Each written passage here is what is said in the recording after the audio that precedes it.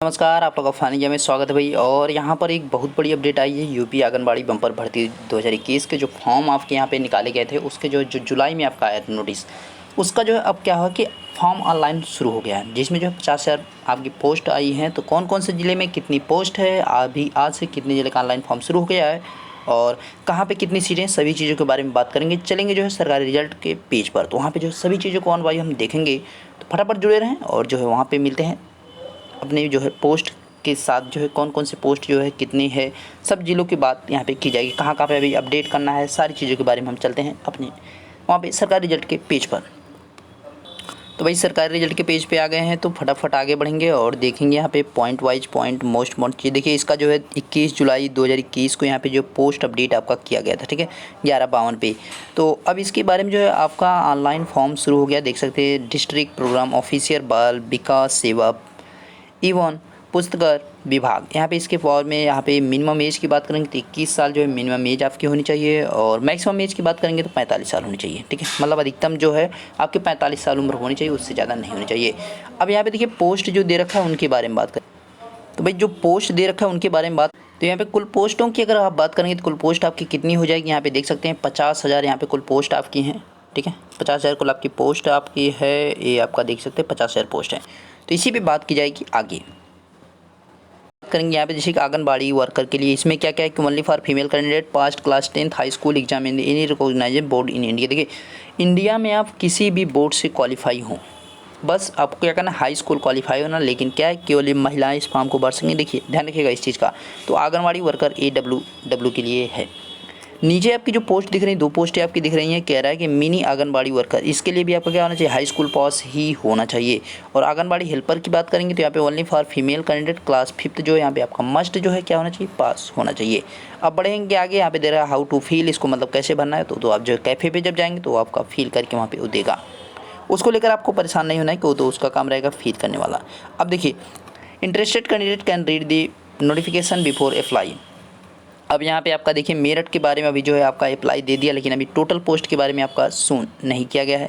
तो last date जो है इसकी 6 तारीख यहाँ पे आपका दे रखा है। और मणिपुर के लिए आपका यहाँ पे मैनपुरी के लिए भी अभी पोस्ट अपडेट नहीं किया, अलीगढ़ का भी नहीं अपडेट किया है, बाकी देख सकते हैं अपडेट आपका नहीं किया है। तो अब अपने ज़िलों के बारे में देखते रहिएगा, ठीक है। जिन ज़िलों का जो है यहाँ पे अपडेट आ चुका उनके बारे में हम पहुँचते हैं। सबसे पहला जो आया किसके बारे में अपडेट, यहाँ पे आजमगढ़। तो आजमगढ़ का जो है 959 पोस्ट यहाँ पे दे रखा है। काफ़ी पोस्टें हैं, 959 पोस्ट हैं। तो इस पर आप जब क्लिक करेंगे तो आप अप्लाई आप कर सकते हैं, ठीक है। तो ये आपका जो है 959 पोस्ट है और 23/7/2021 जो है इसकी क्या है लास्ट डेट रही थी, ठीक है। तो अब जो है इनका जो है कुछ देखिए, अभी इसमें जो है डेट आपका ये तो स्टार्टिंग वहाँ से था, लेकिन अब जो इसमें अपडेट किया गया नई डेट जो है वो आपका नोटिस में दे रखा है। तो उसको जो वहाँ पे लेंगे, ये जो है आपका पुराना डेट दे रखा है, ठीक है। तो क्लिक करेंगे अप्लाई आपका हो जाएगा। बाकी आगे आप बढ़ेंगे और कौन कौन सी पोस्टें हैं, जैसे कि आपका प्रयागराज है तो इसका भी आप देख सकते हैं, प्रयागराज है, सुल्तानपुर है और इनका भी आपका अप्लाई शुरू है। और प्रतापगढ़ का भी कोई अपडेट नहीं। गाज़ियाबाद का भी अपडेट आ चुका 397 पोस्ट के साथ। और गोंडा का भी भाई 558 पोस्ट है। और यहाँ पे महोबा देख सकते हैं 380 पोस्ट, ललितपुर 249 पोस्ट, संभल 533 और बलिया जो है 781 पोस्ट, बाराबंकी 760 पोस्ट, लखनऊ जो है यहाँ पे अधिकतम 1130 पोस्ट है भाई लखनऊ में, गाजीपुर 770 पोस्ट है और चंदौली जो है यहाँ पे अभी कोई अपडेट नहीं है। बांदा की बात करेंगे तो 462, मुरादाबाद 1181, बागपत 693, रामपुर 876, कानपुर 620, सहारनपुर कोई अपडेट नहीं, शामली का जो है आपका अपडेट आ चुका है। तो इसके बारे में आपको देखिए अब यहाँ पे क्या करना है कि हाउ टू फिल वीडियो आप इसको देख सकते हैं। और इसके बारे में जो आपका इन्फॉर्मेशन और चाहिए तो डाउनलोड गो पे चलेंगे, हम डाउनलोड यहाँ पे करेंगे और इसके आगे हम बढ़ते हैं, ठीक है। डाउनलोड गो पे यहाँ पे क्लिक करेंगे तो आपको नोटिस एक दिखेगा। नोटिस में क्या क्या चीज़ें उनके बारे में हम बात करते हैं, चलते हैं नोटिस पे अपने। तो भाई ये रहा नोटिस आपका, वहाँ से क्लिक करने के बाद यहाँ पे जस्ट सीधे सीधे आपका आ चुका है। तो भाई नोटिस यहाँ पे देखिए डाउनलोड हो चुका है। अब यहाँ पे आगे बढ़ेंगे, देखिए अब देखिए इसमें शैक्षिक योग्यताएं जो दे रखा है, अभी जस्ट आपने पीछे देखा था आंगनबाड़ी कार्यकारिणी व मिनी केंद्र की कार्यकारिणी हेतु शैक्षिक योग्यता जो है न्यूनतम हाई स्कूल उत्तीर्ण सहायिका जो है शैक्षिक योग्यता न्यूनतम कक्षा 5 उत्तीर्ण होनी चाहिए। तो यहाँ पे 10 और 5 यहाँ पे 2 पोस्टों के लिए दे रखा है, ठीक है। और बाकी जो आपने पोस्ट प्रेफरेंस पीछे देखिए, आयु सीमा की बात करेंगे, यहाँ पे जो है आयु मतलब एज क्या होनी चाहिए। आंगनबाड़ी के लिए आपका 21 वर्ष से 45 वर्ष से भी पीछे आपका दे रखा है।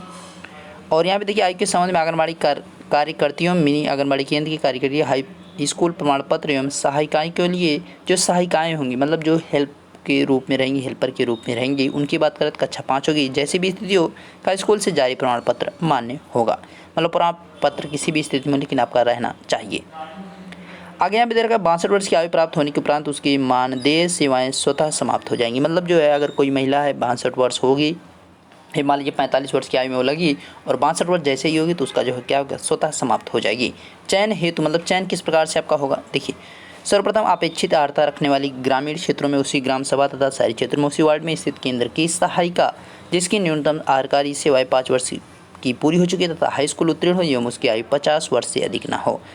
तो यहाँ पे जो है चयन की बात की जा रही है, ठीक है। आंगनबाड़ी कार्यकर्ता, मिनी आंगनबाड़ी एवं कार्यकर्ता, ये सब जो नोटिस आपको देख लेना है एक बार और कुछ नहीं करना है। अब यहाँ पे देखिए आपको दे रखा है भाई नोटिस के बारे में, यहाँ पे दे रखा है दिनांक 14/9/2000 अनुसार होगा समाज कल्याण विभाग के शासनांतर से आयु से, मतलब यहाँ पे जो सीमा की बात कर रहा है कि मतलब 14 जो आपकी आयु होगी उसको कहाँ से काउंट किया जाएगा, 14/9/2015 तक जो है आपकी क्या होनी चाहिए, 21 साल वहाँ पे पूरी होनी चाहिए, इसके अनुसार काउंट किया जाएगा, ठीक है।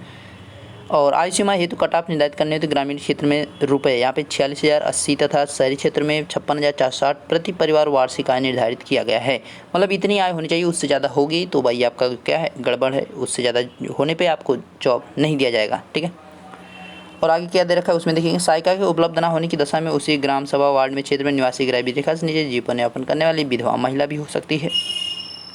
विधवा महिला उपलब्ध न होने की दशा में उसी ग्राम सभा वार्ड के शहरी क्षेत्र निवासी गरीबी रेखा से नीचे जीवन यापन करने वाली तलाकशुदा को भी हम यहाँ पे रख सकते हैं, ठीक है। और यहाँ पे निवास एवं आय के संबंध में उप जिलाधिकारी तहसील के स्तर से निर्गत प्रमाण पत्र ही मान्य होगा, ध्यान रखिएगा, मतलब तहसील से बनवाना है। विधवा तलाकशुदा महिला के संबंध में नियमानुसार सक्षम स्तर से निर्गत प्रमाण पत्र ही मान्य होगा। गरीबी रेखा से नीचे जीवन यापन करने वाली महिला के उपबंध न होने की दशा में गरीबी रेखा के ऊपर जीवन यापन करने वाली महिलाओं को चयन किए जाने पर विचार किया जाएगा। मतलब अगर जो है कोई महिला विधवा हो या यहाँ पे जो है अगर वहाँ पे जो है क्या कहते हैं वृद्ध महिला, इस प्रकार की अगर गरीबी रेखा से नीचे वाले में नहीं मिलेंगे तो जो उससे ऊपर वाली रेखा में यहाँ पे देखा जाएगा, ठीक है। यदि ग्राम सभा में उपयुक्त किसी भी श्रेणी में पात्र अभ्यर्थी उपलब्ध नहीं है तो संबंधित न्याय पंचायत में उपयुक्त श्रेणीवार चयन किया जा सकता है। तब उनका जो है आपका उम्र के हिसाब से चयन किया जाएगा। अगर मान लीजिए वहाँ पर कोई विधवा भी ना हो और कोई वृद्ध इस प्रकार की कंडीशन ना हो तो वहाँ पर जो है फिर उनका जो है जो मार्क्स होंगे उसके हिसाब से भी चयन किया जा सकता है, उम्र के हिसाब से चयन इस प्रकार से वहाँ पर किया जा सकता है, ठीक है। आगे कह रहा है कि भाई आवेदन पत्रों की प्राप्ति, आवेदन पत्र की प्राप्ति तथा चयन की प्रक्रिया संबंधित जनपद के जिलाधिकारियों द्वारा पूर्णतः संपादित कराई जाएगी। निदेशक बाल विकास सेवा एवं पुरस्कार, मतलब ये जो है किसके अंतर्गत होगी, विज्ञापन प्रकाशित होने के चयन प्रक्रिया 45 दिवस में पूर्ण कर, मतलब 45 दिन के अंदर इसको कंप्लीट कर लेना है।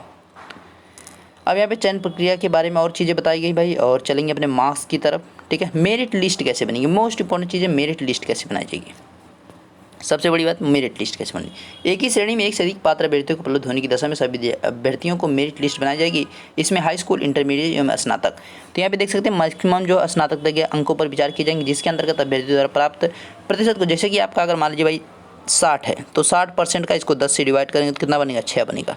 तो 6 जो होगा उसको जोड़ा जाएगा। फिर मान लीजिए आपका ये तो हाई स्कूल में, इंटर में आपका मान लीजिए 50% रहा तो इसको जब 10 से डिवाइड करेंगे तो 5 आएगा, तो इसमें 5 जोड़ेंगे, ठीक। अब मान लीजिए ग्रेजुएशन में आपका जो 45% रहा तो इसको जब आप 10 से डिवाइड करेंगे तो 4.5 आएगा। तो यहाँ पे 6 5 11 और 11 4 आपका क्या हो जाएगा, 15 हो जाएगा, 15.5, तो 15.5 आपके टोटल अंक बन जाएंगे, ऐसे बनाएगा, ठीक है। कह रहा है वही उसका अंक माना, अर्थात यदि किसी अभ्यर्थी को हाई स्कूल में 45% अंक है तो उसको 10 से डिवाइड करेंगे 4.5 आएगा। इसी प्रकार यदि किसी अभ्यर्थी को 59% अंक प्राप्त हुए तो उसको जो डिवाइड करने पर 5.9 आएगा। तो इसी प्रकार ग्रेडिंग एवं CGPI पद्धति से प्राप्त अंक भी अंकगणितीय किए जाएंगे। इंटरमीडिएट एवं स्नातक के प्राप्त अंक के आधार पर ही इसे प्रदान किए जाएंगे। देखिए इसमें इससे अधिक, मतलब जैसे कि आप अगर ग्रेजुएशन से अधिक कोई भी डिग्री लिए तो उसका जो है कोई वैल्यू नहीं, उसको जो है परसेंटेज यहाँ पे नहीं जोड़ा जाएगा, ध्यान रखिएगा, ठीक है। और कह रहा है कि अतिरिक्त नहीं दिए जाएंगे। समस्त परीक्षाओं के अंक जोड़ने के पश्चात मेरिट लिस्ट तैयार की जाएगी। यदि एक से अधिक अभ्यर्थी समान अंक प्राप्त करते तो वरीयता आयु वाले, देखिए मतलब अधिक जिसकी आयु होगी उसको जो है लिया जाएगा। मतलब जैसे मान लीजिए अब यहाँ पे हमने अभी निकाला था 15.15, तो यहाँ पे अगर दो लोगों के इस प्रकार से आएगा तो उसमें जिसकी एज जो है ज़्यादा होगी, एज के हिसाब से अगर वहाँ पे इक्वल हो गए तो फिर उनके जो नाम के लेटर हैं उसको मिलाया जाएगा, कि मतलब नेम के जो लेटर है, मान लीजिए किसी का नाम सविता है तो किसी का नाम जो बबीता है, जो बबीता होगी उसका जो है सिलेक्शन हो जाएगा, ऐसा है, ठीक है। अब यहाँ पे आरक्षण की बात करेंगे। आरक्षण आंगनबाड़ी कार्यकर्तियों में आरक्षण देखिए किसको किसको दिया जाएगा, अनुसूचित जाति, अनुसूचित जनजाति, पिछड़ी जाति एवं विकलांग एवं स्वतंत्रता संग्राम सेनानी के जो स्वतंत्रता संग्राम सेनानी उनकी बात यहाँ पे कर रहा है, ठीक है। और ज़्यादा आरक्षण के बारे में तो आपको पता है, ये बरोबर अच्छे से पता है, ठीक है। नियुक्ति देखिए यहाँ पे आपका सब कुछ दे रखा है, समायोजन और सेवा समाप्ति आपका वही तो पीछे दे रखा था, 62 वर्ष होने के बाद ही आपका कंप्लीट हो जाएगा। और बाकी आपका नोटिस हो गया भाई इसी के साथ कंप्लीट, ठीक है। तो अब आपको सभी डाउट्स क्लियर हो चुके हैं यहाँ पे, और फॉर्म को फटाफट अप्लाई कर दीजिए जो भी हैं आप, ठीक है। तो मिलेंगे नेक्स्ट वीडियो, तब तक देखते रहिए फानी जमीदार से। Thank you.